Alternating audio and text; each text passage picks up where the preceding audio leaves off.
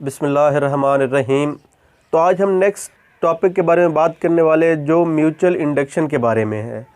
अब mutual induction क्या है उसके समझने के लिए ये एक सिंपल सी एक अरेंजमेंट है। अब इसमें क्या है कि दो कॉइल्स हैं। अब एक कॉइल जो है, अब इस कॉइल के साथ सिर्फ एक गैल्वानोमीटर लगा हुआ है। इस कॉइल के साथ सिर्फ एक गैल्वानोमीटर। अब गैल्वानोमीटर क्या है? वही जो करंट की डिटेक्शन के लिए इस्तेमाल होगा कि अगर इस कॉइल के अंदर करंट इंड्यूस हुआ तो गैल्वानोमीटर की सुई जो है वो डिफ्लेक्शन शो करेगी, यानी इसमें करंट आ गया।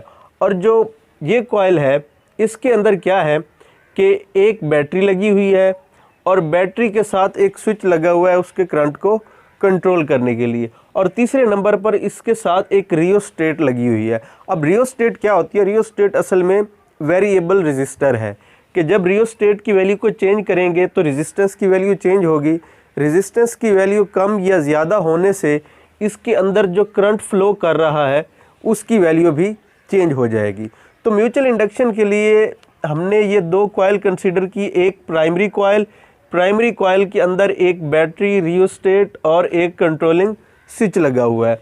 और जो सेकेंडरी कॉइल है इसके साथ करंट को चेक करने के लिए एक गैल्वानोमीटर लगा हुआ है। ये सिंपल सी अरेंजमेंट है। अब होगा क्या कि जब ये स्विच को ऑन किया जाएगा, जैसे ही स्विच को ऑन किया जाएगा तो इसके अंदर करंट का जो फ्लो है वो शुरू हो जाएगा। अब कन्वेंशनली जो करंट है वो प्लस वाली साइड से फ्लो करता है, तो कुछ इस तरह इसमें से करंट फ्लो करेगा जो ये ऊपर जा रहा है। तो अब ये कॉइल की टर्न्स से होता हुआ दूसरी साइड पे आ जाएगा और अपना साइकिल कंप्लीट कर लेगा। तो जैसे ही स्विच ऑन हुआ इस कॉइल के अंदर से क्या हुआ? करंट फ्लो हुआ। अब इस पर सिंपली ये करंट की डायरेक्शन दी हुई है इस कॉइल के लिए, तो इस पर राइट हैंड रूल अप्लाई करके हम इसका नॉर्थ पोल डिटेक्ट कर सकते हैं जो इस साइड पर बन रहा होगा। अब जैसे ही इसमें से करंट फ्लो हुआ तो क्या होगा कि इसके अंदर फ्लक्स क्रिएट होगा, मैग्नेटिक फील्ड लाइंस क्रिएट होंगी, फ्लक्स क्रिएट होगा और वो जो फ्लक्स होगा वो इस सेकेंडरी कॉइल को लिंक करेगा। अब जैसे ये इस कॉइल को लिंक करेगा तो अब क्या होगा कि चेंजिंग फ्लक्स की वजह से इस सेकेंडरी कॉइल के अंदर एक करंट इंड्यूस हो जाएगा। अब जैसे करंट इंड्यूस होगा तो गैल्वानोमीटर की जो सुई है वो डिफ्लेक्शन शो करवा देगी। अब ये बात हम पहले कर चुके हैं कि जो करंट इंड्यूस हो रहा है वो चेंजिंग ऑफ फ्लक्स की वजह से इंड्यूस हो रहा है। तो अब अगर ये भी इसी जगह पर रखी हुई है और ये भी इसी जगह पर ही रखी हुई है, मतलब ये दोनों मूव नहीं कर रहे, तो वो चेंजिंग फ्लक्स कैसे होगा? तो वो कैसे होगा कि हम इस रियोस्टेट की जो वैल्यू है इसको चेंज करेंगे। जब रियोस्टेट की वैल्यू चेंज हो रही है तो रेजिस्टेंस की वैल्यू चेंज हो रही है। जब रेजिस्टेंस की वैल्यू चेंज हो रही है तो हर दफ़ा जो करंट फ्लो कर रहा है उसकी वैल्यू चेंज होगी। तो चेंजिंग करंट की वजह से जो फ्लक्स क्रिएट हो रहा है उसकी वैल्यू चेंज होगी, तो ऑटोमेटिकली जो फ्लक्स यहाँ पर लिंक कर रहा है उसकी वैल्यू भी चेंज हो रही होगी। तो चेंजिंग फ्लक्स की वजह से इस सेकेंडरी कॉइल के अंदर करंट इंड्यूस हो जाएगा। तो अब एक कॉइल और दूसरी उसके साथ, तो इस कॉइल की वजह से इसमें जो करंट इंड्यूस हुआ तो ये म्यूचुअल इंडक्शन है, यानी एक की वजह से दूसरी कॉइल के अंदर जो इंडक्शन है उसको नाम देते हैं म्यूचुअल इंडक्शन का। If primary coil current is changed by rheostat, अगर रियोस्टेट की मदद से प्राइमरी का करंट चेंज किया जाए तो फ्लक्स जो है वो क्रिएट होता है। कौन सा? Changing flux. तो चेंजिंग फ्लक्स लिंक करेगा सेकेंडरी को और उसके अंदर जो ईएमएफ है वो इंड्यूस हो जाएगी। तो अगर हम इसको डिफाइन करें म्यूचुअल इंडक्शन को तो हम सिंपली कह सकते हैं the phenomena in which a changing current in one coil induces an EMF in an other coil is called mutual induction. कि एक ऐसा फिनोमिना जिसमें एक कॉइल के चेंजिंग करंट की वजह से दूसरी कॉइल के अंदर जो करंट है वो इंड्यूस हो जाए तो उसको नाम देते हैं म्यूचुअल इंडक्शन का। तो ये तो हो गया इसका जनरल सा इंट्रोडक्शन। तो अब अगर हम फैराडे लॉ के मुताबिक देखें तो अब वो लॉ हम पहले पढ़ चुके हैं, तो उसमें क्या था? उसमें यही था कि जो ईएमएफ इंड्यूस्ड हो रही है सेकेंडरी में, वो असल में प्रोपोर्शनल में होती है rate of change of secondary का जो फ्लक्स है उसके। कैसे कि अब ये जो हमारे पास ईएमएफ है जो इंड्यूस्ड हो रही है वो प्रोपोर्शनल है rate of change of flux के। तो अब ये बात हम पहले पढ़ चुके हैं, तो अब इससे हम इस नतीजे पर पहुंचे थे, तो ये कांस्टेंट लगा था, इसकी डेरिवेशन हो चुकी है। तो फैराडे लॉ के मुताबिक जो इंड्यूस्ड ईएमएफ है वो किसके इक्वल है, वो इक्वल है negative NS del phi S by del T.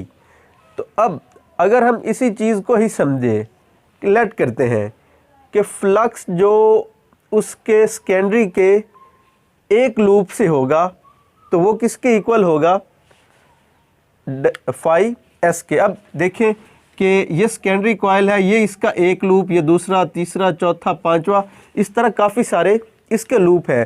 तो एक लूप से जो फ्लक्स हो रहा है वो किसके इक्वल है, वो इक्वल है हमारे पास ये फाई एस। अब अगर एक लूप की जगह ज़्यादा लूप हो जाएंगे तो क्या होगा कि एक लूप से जितना फ्लक्स बन रहा है, अगर तो हम 2 से मल्टीप्लाई करेंगे तो वो 2 लूप का बन जाएगा, 3 से मल्टीप्लाई करेंगे, मतलब कि जितने भी लूप हों NS लूप के लिए सिंपली NS से मल्टीप्लाई कर देंगे कि फ्लक्स जो एक लूप का है तो वो ये हो गया, NS लूप का तो इसके इक्वल हो गया।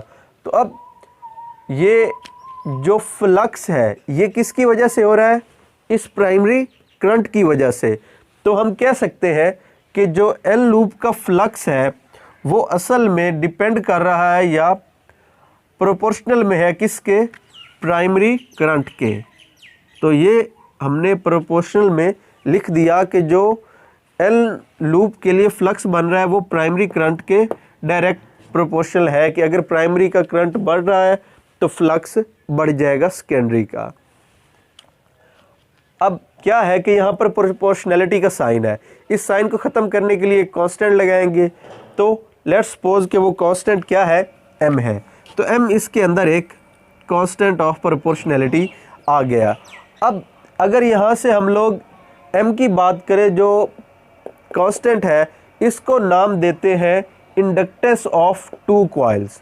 इन दोनों कॉइल की जो इंडक्टेंस है उसको हम m से रिप्रेजेंट करते हैं, जो यहाँ पर एक कांस्टेंट बन गया। तो ये अब m किसके इक्वल हो जाएगा, ये IP इसके साथ मल्टीप्लाई हो रहा है, इस साइड पे जाएगा तो डिवाइड हो जाएगा, यानी NS phi S by IP।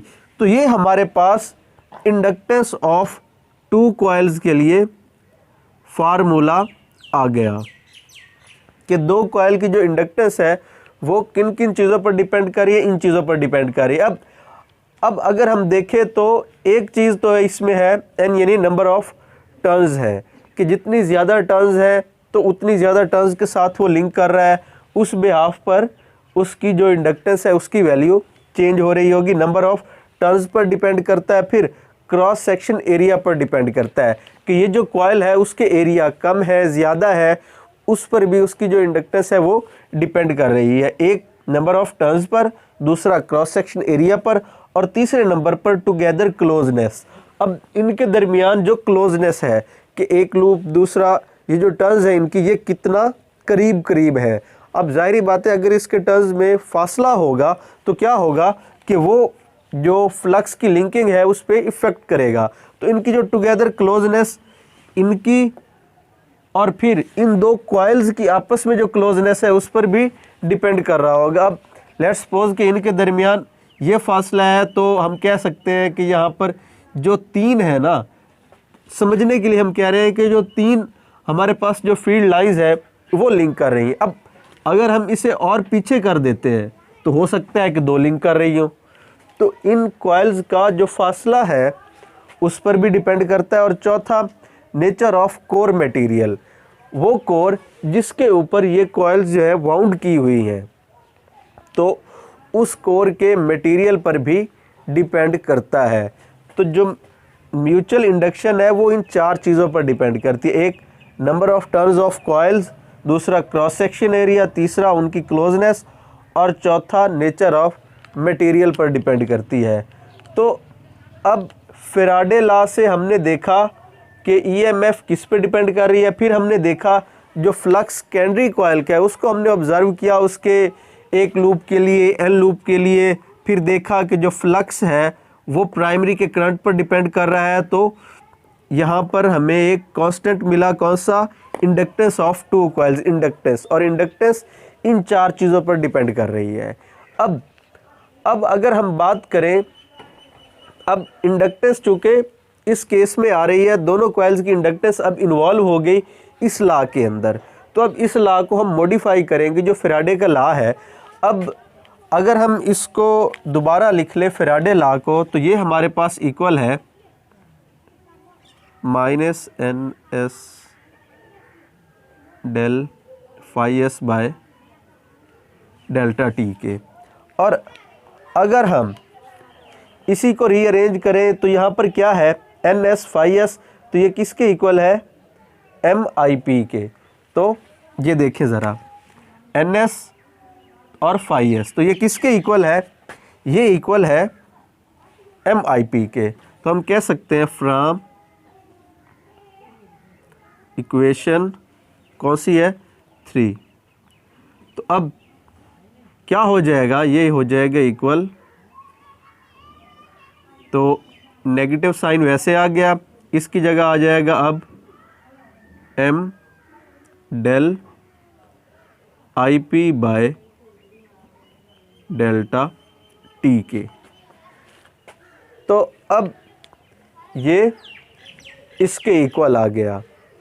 तो अब अगर हम इसको फिर से रीअरेंज कर लें एम फाइंड करने के लिए, इंडक्टेंस के लिए, तो अब एम जो है वो इस साइड पर रह जाएगा, बाकी इस साइड पर आ जाएंगे, यानी जो अब ये क्या है, एम के साथ ये एक factor rate of change of primary current, ये एम के साथ मल्टीप्लाई हो रहा है, तो ये पूरा फैक्टर इसके बटा में आ जाएगा, यानी कुछ इस तरह से del I P by delta T और साथ में नेगेटिव साइन। अब तो ये हमारे पास जो इंडक्टेंस है इसके इक्वल आ जाएगी। तो म्यूचुअल इंडक्शन को अब अगर हम डिफाइन करें तो हम कह सकते हैं कि म्यूचुअल इंडक्शन असल में रेशो है सेकेंडरी ईएमएफ और rate of change of primary current, इन दोनों की रेशो का नाम इंडक्टेंस है। अब ये जो माइनस साइन है ये हम पहले बात कर चुके हैं कि माइनस साइन असल में ये शो करवा रहा होता है कि ये अपने काज को अपोज कर रही है, यानी जो सेकेंडरी कॉइल के अंदर ईएमएफ इंड्यूस हो रही है वो अपने काज प्राइमरी का जो करंट है उसको अपोज कर रही है। तो जब हम लोग एम फाइंड करेंगे तो यहाँ पर ये नेगेटिव साइन इग्नोर कर दिया जाता है क्योंकि ये सिर्फ इंडिकेशन है। तो अब अगर हम फैराडे लॉ को ये ईएमएफ के लिए कह लें कि ईएमएफ अगर हम डिफाइन करें म्यूचुअल इंडक्शन के केस में, तो सेकेंडरी कॉइल के अंदर जो ईएमएफ इंड्यूस हो रही है वो किसके इक्वल है, वो हमारे पास इक्वल है rate of change of primary current into mutual inductance के। और म्यूचुअल इंडक्टेंस के लिए हमने क्या कहा है कि वो किसके इक्वल है, ratio of average EMF induced in secondary by rate of change of primary current के। इनकी रेशो का नाम इंडक्टेंस है। अब इंडक्टेंस की अगर हम यूनिट की बात करें तो इंडक्टेंस का जो यूनिट है वो बनेगा वोल्ट सेकंड पर एम्पेयर। तो अब इस सारे को एक नाम दे सकते हैं हेनरी का, एच से डिनोट करते हैं, हेनरी इसका यूनिट है। जोसेफ हेनरी के बाद इसको नाम दिया था हेनरी का। अब वन हेनरी अगर हम डिफाइन करें तो one Henry in mutual induction, तो वो किसके इक्वल होगा, वो इक्वल होगा कि जब rate of change of 1 ampere per second which produces 1 volt EMF in secondary, तो ये 1 हेनरी के इक्वल होगा। तो इस तरह ये टॉपिक कंप्लीट हुआ। तो हमने बात की है म्यूचुअल इंडक्टेंस की। म्यूचुअल इंडक्टेंस के लिए हमने ये सिंपली एक्सपेरिमेंट किया कि एक कॉइल से दूसरे कॉइल के अंदर जो ईएमएफ है वो इंड्यूस्ड हो गई। अब तो फैराडे लॉ के मुताबिक तो यहाँ तक हमें रिज़ल्ट मिल रहे थे, लेकिन बात ये बनी कि अब ये जो दो हैं ये म्यूचुअल कॉइल्स हैं जिनके अंदर इंडक्टेंस हो रही है। तो हमने इसके एक लूप के लिए, एन लूप के लिए जो फ्लक्स है वो फाइंड किया। फिर हमने उसकी लिंकिंग को देखा तो वो डिपेंड कर रहा था प्राइमरी करंट के। तो फिर उसके लिए हमने इक्वेशन बनाई, कांस्टेंट आया, तो म्यूचुअल इंडक्टेंस इसके अंदर इन्वॉल्व हुई। तो म्यूचुअल इंडक्टेंस फाइंड की और उसके मुताबिक इसे डिफाइन किया, तो ये इसके इक्वल है जो इंड्यूस्ड ईएमएफ है। तो यहाँ से हमने म्यूचुअल इंडक्टेंस को डिफाइन किया। तो इस तरह म्यूचुअल इंडक्टेंस का टॉपिक कंप्लीट हुआ। अगर इसके रिलेटेड कोई भी इशू है तो आप हमसे कमेंट सेक्शन में पूछ सकते हैं। बहुत शुक्रिया, अल्लाह हाफिज़।